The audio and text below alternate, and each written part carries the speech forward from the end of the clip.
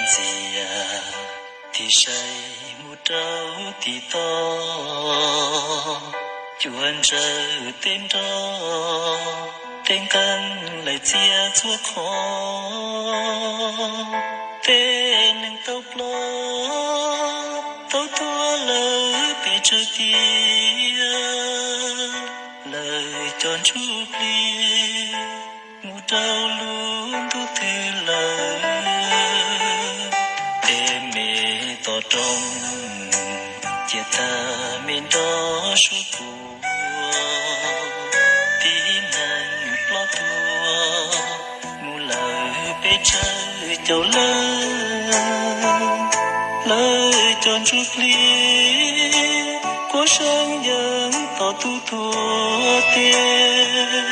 tỏ nước chia chi của Giêsu lo rầu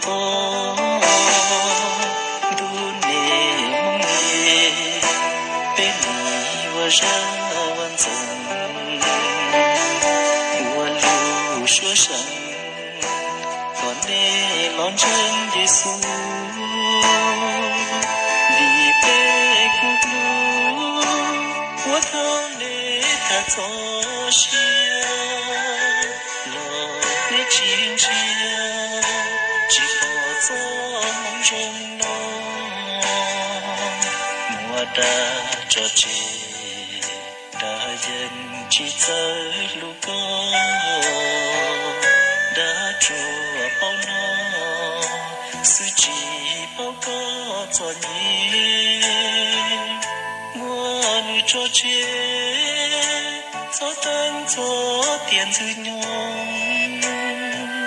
sẽ của muôn nu